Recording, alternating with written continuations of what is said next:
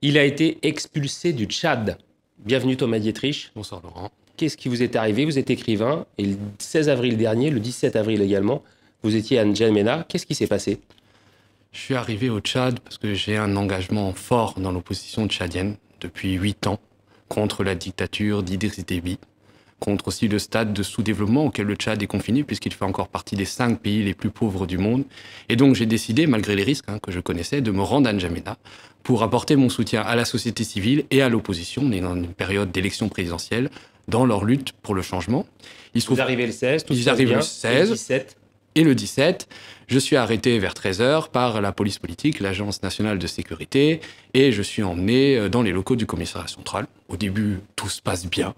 Et puis finalement, vers 18h, les interrogatoires deviennent de plus en plus musclés, et je suis emmené dans un endroit non identifié, présenté au fameux ministre de la Sécurité publique, Ahmad Bachir, qui est connu pour être un des sbires d'Idriss Déby. Et là, on peut dire trivialement que j'ai passé un sale quart d'heure, puisque j'étais interrogé de façon très musclée, accusé de vouloir déstabiliser le Tchad, on m'a chicoté, on a fait un simulacre d'exécution.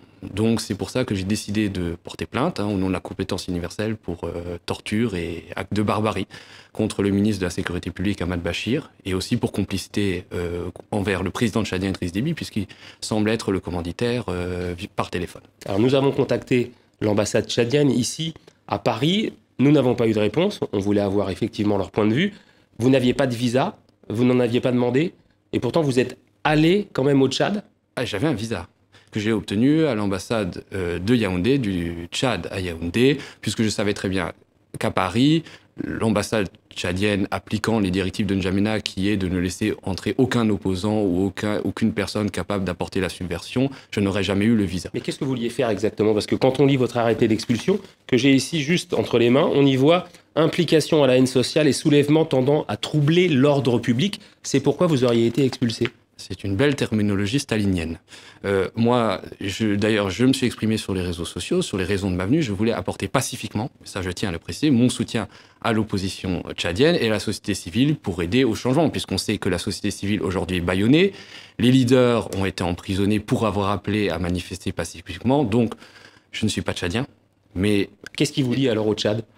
Alors, qu'est-ce qui me lie? Moi, j'ai commencé à fréquenter le Tchad en 2008, notamment en suivant l'exemple d'un grand homme qui était Ibni Omar Mohamed Saleh, qui était le leader de l'opposant, qui a été enlevé par la garde présidentielle d'Idriss Déby, qu'on n'a plus depuis lors. J'ai un lien très fort avec le Tchad. Il y a une instruction d'ailleurs en cours. Il y a une instruction en cours à Paris, et visiblement, elle est enterrée, et ça, on ne peut que le regretter. J'espère qu'il n'arrivera pas la même chose avec ma plainte. Et peut-être aussi, j'ai écrit un livre sur le Tchad, des enfants de Toumaï, qui raconte une histoire d'amour, et Flaubert disait Madame Bovary, c'est moi, et je pense qu'aussi j'ai une relation très forte avec une femme tchadienne et elle portait son pays dans les yeux. Donc voilà, ça n'a peut-être pas grand-chose à voir, mais en tout cas ce lien très fort, ce lien personnel, ce pays que j'aime, qui est au carrefour des civilisations, où il y a une force, une dignité, un courage, voilà, c'est une partie de moi. C'est une partie de moi. Alors l'opposition, malgré les régimes autoritaire d'Idriss Déby tente tant bien que mal de tenir son rôle.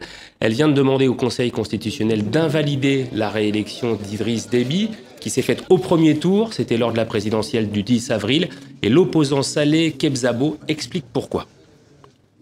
Idriss Déby a été bel et bien battu.